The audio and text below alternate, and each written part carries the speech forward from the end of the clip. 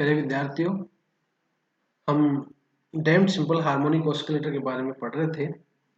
उसमें हमने बताया किस प्रकार से इसका समीकरण आता है और एक फोर्स अप्लाई होता है F is equal to minus का के एक्स प्रत्यानयन बल और F is equal to minus का दूसरा फोर्स जो होता है F is equal to minus का लैम्डा बी। और मैं ब्रीफली समझाना चाहता हूँ, पहले कर चुके हैं। अब इससे क्या आ गया, F is equal to minus का लैम्डा बी आ गया और F is equal to minus का के एक्स आ गया। इन दोनों की वैल्यू रख दी। रखने के बाद में F की वैल्यू रखी, F इक्वल जो m d square x upon D T square. तो मेरे पास जो समीकरण आ गया, अवमूल्य सलाहदल का अवकल का समीकरण आ गया, वो समीकरण नंबर 6 प्राप्त हुआ था। और इस समीकरण नंबर 6 के अंदर माना कि इसका जो सॉल्यूशन है वो सॉल्यूशन अपन ने लिया था कि x is equal to e की पावर अल्फा टी माना और इसको डिफरेंशिएट किया तो dx अपॉन dt की वैल्यू क्या आ जाएगी, अल्फा इंटू ई की पावर अल्फा टी। तथा दोबारा डिफरेंशिएट करेंगे तो D square x upon D T square is equal to alpha square into ई की पावर अल्फा टी।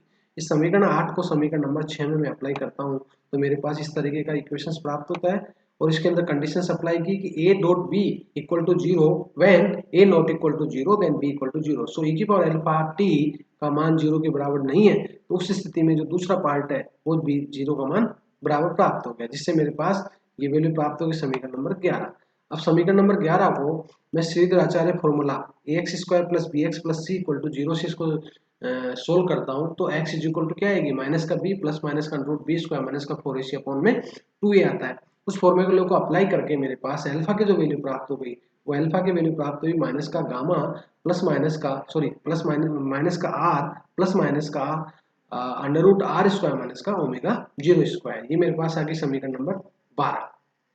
अब इसकी प्लस वाली स्थिति, उसको प्लस वाला समीकरण जो आया उसके द्वारा तो कोफिशिएंट्स ए से मल्टीप्लिकेशन हो जाएगा और जो नेगेटिव वैल्यू है वो कोफिशिएंट्स बी से मल्टीप्लाई हो जाएगी। इसलिए मेरे पास समीकरण नंबर जो 13 प्राप्त हुआ वो क्या आएगा, ए तथा बी नियतांक है तो समीकरण नंबर 13 प्राप्त हो गया। अब इसके अंदर आर और ओमेगा जीरो अर्थात प्रत्यानयन बल और अवमंदन बल, उसके कारण क्या होगा कि जब अवमंदन बल प्रत्यानयन बल के बराबर होगा, अप्रोक्सीमेट होगा, तो इससे ये स्थिति होगी। और जब प्रत्यानयन बल का मान कम हो और अवमंदन बल का मान ज्यादा हो तो क्या होगा, और जब प्रत्यानयन बल का मान अधिक हो और अवमंदन बल का मान कम हो तो उस स्थिति में क्या होगा, तो तीनों कंडीशंस होगी, R less than omega zero, R approximate omega zero तथा R greater than omega zero. तो सबसे पहले मैं R less than omega zero वाली स्थिति को अपन यहाँ पढ़ेंगे इस चैप्टर के अंदर। तो इसमें देखेंगे, इसे क्या कहूंगा मैं, न्यून अवमंदन। अवमंदन का मान क्या है, बिल्कुल न्यून है, अर्थात ये अवमंदन स्थिति है, अवमंदन के कारण जो फोर्स लगाता है इसका मान कम है और जो प्रत्यानयन बल है उसका मान ज्यादा है। तो इस केस को मैं क्या कहूंगा, अंडर डैम्प्ड केस, या फिर ये भी कह सकता न्यून अवमंदन स्थिति। तो अंडर डैम्प्ड केस क्या होता है, यदि दोलक पर कार्यशील अवमंदन बल का मान प्रत्यानयन बल की अपेक्षा कम हो तो उस स्थिति में ये कह सकता हूं कि under root are square minus का omega zero square equal to, इसको मैं ये भी लिख सकता हूं कि इसके अंदर माइनस कॉमन लिया और हम जानते हैं कि आइटा स्क्वायर इक्वल टू क्या होता है, minus one. Iota square equal to क्या होता है, माइनस वन। तो यहाँ पे मैंने क्या कर दिया कि माइनस कॉमन ले लिया, कॉमन लेने के बाद में ओमेगा जीरो स्क्वायर माइनस का आर स्क्वायर कर दिया और आइटा स्क्वायर का जब वर्गमूल किया तो माइनस रूट आइटा आ गया और इंटू में ओमेगा जीरो माइनस का आर स्क्वायर। तो मैं इसको ये कह सकता हूं कि जो आइटा स्क्वायर आई थी वो किसके बराबर प्राप्त हो जाएगी, आइटा ओमेगा के बराबर, क्योंकि वास्तविक राशि है और आर का मान क्या है, बहुत कम है, आर का मान बहुत कम है, इसलिए मैं इसके बारे कह सकता हूं कि ये जो ओमेगा होगा उसके बराबर प्राप्त होगी। जो वास्तविक जो है वो धनात्मक राशि ओमेगा के बराबर प्राप्त होगी। तो जहां भी under root omega zero square minus का आर स्क्वायर है उसको मैं क्या मान लेता हूँ, ओमेगा मान लेता हूँ। तो ये मेरे पास जो समीकरण आया था समीकरण नंबर 13, समीकरण नंबर 13 में मैंने जब अंडर डैम्प्ड वाली केस अप्लाई किया अर्थात न्यून अवमंदन स्थिति, तो उस कंडीशंस में जहां भी under root are square minus का ओमेगा जीरो स्क्वायर होगा, आर स्क्वायर माइनस का ओमेगा जीरो स्क्वायर होगा, उसको मैं क्या मान लेता हूँ, ओमेगा के रूप में मान लेता हूँ। इसकी जगह मैं ओमेगा रखूंगा, ओमेगा रखने के बाद में मेरे पास जो इक्वेशंस आएगा वो ओमेगा आ जाएगा। तो इसलिए मेरे पास जो माइनस वाली वैल्यू थी वो तो कॉमन होकर बाहर आ गई e की पावर माइनस का आर टी समीकरण 13 से, और ये वैल्यू ऐसे कैसे रह गई, a इंटू ई की power iota omega T plus b into ई की पावर माइनस का आइटा ओमेगा टी आ गया। अब हम जानते हैं कि e की power iota theta is equal to होता है कोस थीटा प्लस में आइटा साइन थीटा। e की पावर आइटा ओमेगा टी की मतलब क्या होता है, कोस थीटा प्लस में आइटा साइन थीटा। इसी प्रकार से e की पावर माइनस आइटा थीटा का मतलब होता है कोस थीटा माइनस का आइटा साइन थीटा। ये वैल्यू मैंने इसमें रख दी। रखने के बाद इसको सोल्व किया, साइन वाले पार्ट थे उसको तो एक तरफ ले लिया और कोस वाला था उसको एक तरफ ले लिया। तो मेरे पास जो वैल्यू प्राप्त हो गई, इससे कोस ओमेगा टी आ गया, इसके कारण कोफिशिएंट ए आ गया, इसके कारण कोफिशिएंट बी आ गया। कोस ओमेगा टी कॉमन लिया तो ए प्लस बी आ गया, तथा साइन ओमेगा टी के अंदर क्या बच गया, आइटा ए बच गया, तथा इसके अंदर क्या बच गया, माइनस का आइटा बी बच गया। तो साइन ओमेगा टी का मतलब हो गया आइटा इंटू ए माइनस का b into sine omega t प्राप्त हो गया। तो इससे मेरे पास समीकरण नंबर 14 प्राप्त हो गया। तो x की जो वैल्यू प्राप्त हो गई, x is equal to e की पावर माइनस का r t into a plus b into cos omega T plus में आइटा इंटू ए माइनस का b into sine omega t प्राप्त हो गया। जहाँ x क्या है, एक वास्तविक राशि है, a प्लस बी तथा आइटा ए माइनस बी भी वास्तविक राशि है। अब समीकरण नंबर 14 में a प्लस बी को तो क्या मान लिया मैंने, x0 साइन साई मान लिया, तथा माइनस वाली जो वैल्यू थी आइटा ए माइनस बी उसको मैंने मान लिया x0 इंटू कोस साई के रूप में। ये माना, मानने के बाद में क्या होगा, इसके अंदर वैल्यू की समीकरण नंबर 14 में मान रखने पर मेरे पास क्या आएगा कि यहाँ पे तो आया sine psi into cos omega T plus cos sine to sine omega t. तो फॉर्मूला है अपने पास sine a plus b is equal to sine a cos b plus cos a sine b. वो फॉर्मूला मैंने इसमें apply कर दिया। Apply करूंगा तो मेरे पास जो x की वैल्यू प्राप्त होगी वो प्राप्त होगी x is equal to x zero into ई की पावर माइनस का r t into sine omega T plus में साई प्राप्त हो गया। ठीक है, तो इससे मेरे पास समीकरण नंबर 15 प्राप्त हो गया। और समीकरण नंबर 15 से स्पष्ट होता है कि न्यून अवमंदन की स्थिति में दोलक एक सरल आवत गति की तरह कार्य करता है। क्योंकि सरल आवत गति का जो समीकरण था वो अपन ने सिंपल हार्मोनिक मोशंस का पढ़ा था कि x is equal to x zero amplitude x zero into sine omega T plus five. तो यहाँ पे क्या हो गया कि under root omega r square minus को ओमेगा जीरो स्क्वायर को मैंने ओमेगा कर दिया, तो ये क्या कहलाएगा sine omega T plus five. तो ये जो समीकरण आया 15, ये सिंपल हार्मोनिक मोशंस के इक्वल के बराबर प्राप्त होता है। इसलिए इसका जो आवर्त काल होगा वो भी उसी तरह से t is equal to pi under root t is equal to pi upon omega प्राप्त होगा। तो ओमेगा की जो वैल्यू है वो अपन ने क्या मान ली, under root omega zero square minus का आर स्क्वायर। इसलिए न्यून अवमंदन स्थिति में जो अवमंदित सरल आवर्ती दोलक है उसका आवर्त काल होगा t बराबर 2 pi under root omega zero square into में आर स्क्वायर। ये समीकरण आगे मेरे पास समीकरण नंबर 16 प्राप्त होता है। अब मैं इसके अंदर समीकरण 16 ये स्पष्ट करता है कि अवमंदित दोलक का आवर्त काल मुक्त दोलक के आवर्त काल का 2 पाई अपॉन ओमेगा जीरो की तुलना में अधिक होता है। अर्थात अवमंदन के कारण आवृत्ति क्या होती है, घटती जाती है, परंतु अत्यल्प अवमंदन की स्थिति में ओमेगा अप्रोक्सीमेट ओमेगा जीरो प्राप्त हो गया। अब मैं इस एम्पलीट्यूड की बात कर रहा हूँ, किसकी, ये मेरे पास आ गया एक्स जीरो इंटू की पावर माइनस का गामा टी। ये न्यून अवमंदित स्थिति में अवमंदित सलावर्ती दोलक का आयाम है।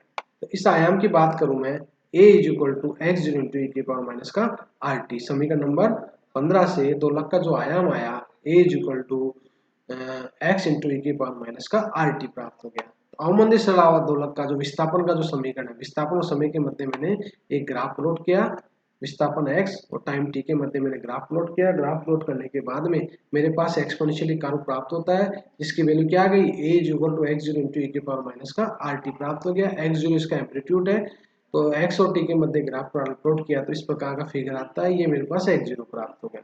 तो चित्र के अनुसार टाउ इज इक्वल टू क्या होता है, 1/r is equal to 2 tau equal to विश्रांति काल है, तथा इसका आयाम क्या हो जाएगा, आयाम मेरे पास क्या हो जाएगा एक्स जीरो, क्योंकि इसकी वैल्यू जो प्राप्त हो गई क्योंकि 1/r इज इक्वल टू क्या मान लिया अपन ने, 2 टाउ मान लिया, और टाउ से टाउ कैंसिल हो जाएगा, टी से टी कैंसिल होने के बाद में एक्स जीरो अपॉन ई आएगा, और एक्स अपॉन जीरो ई का मतलब हो गया 0.368 इंटू में एक्स जीरो। अर्थात न्यून अवमंदन स्थिति में अवमंदित सलावर्ती दोलक का जो आयाम आता है वो 0.368 इंटू में एक्स जीरो आता है। तो कई बार इसके ऊपर पूछ लेता है कि बताइए कि अवमंदित सरल आवर्ती दोलक जो है उसका आयाम का मान 0.368 इंटू में एक्स जीरो होता है, सिद्ध कीजिए किस तरीके से होता है, तो वो अपने को इसके अंदर बताना पड़ेगा।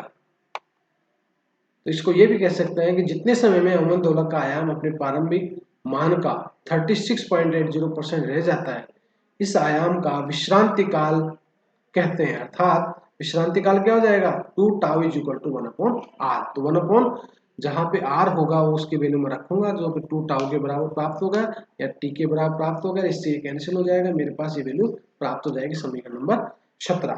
तो दोबारा देखिए, मैंने बात की थी अब उसकी न्यून अवमंदन स्थिति में। न्यून अवमंदन स्थिति में क्या मतलब है कि r लेस देन ओमेगा 0, अर्थात r बहुत कम है, ओमेगा 0 का मान बहुत ज्यादा है। तो बहुत ज्यादा है तो उस कंडीशन में जहां भी under root are square minus का ओमेगा 0 स्क्वायर होगा उसको मैं क्या कह दूंगा, आईटा ओमेगा कह दूंगा। और समीकरण 13 में ये वैल्यू रखने पर e की पावर माइनस आर टी तो बाहर आ गया, ये वैल्यू अंदर रह गई। और इसमें माना कि इसके अंदर e की पावर आइटा थीटा का जो फॉर्मूला है cos theta plus iota sine theta apply किया, e की पावर माइनस आइटा थीटा है वो cos थीटा माइनस का आइटा साइन थीटा अप्लाई किया। और ये फॉर्मूला अप्लाई करने के बाद में cos वाले एक तरफ ले लिए मैंने, साइन वाले जो पार्ट थे वो एक तरफ ले लिए। तो एक तो बच गया a plus b cos omega t, एक पार्ट बच गया iota into a minus b into sine omega t. ये समीकरण नंबर 14 प्राप्त हो गया। अब इसके अंदर माना कि a प्लस बी बराबर तो क्या मान लिया x0 साइन साई, तथा आइटा a माइनस बी बराबर मान लिया x0 cos साई। ये वैल्यू समीकरण नंबर 4 में मैंने अप्लाई की।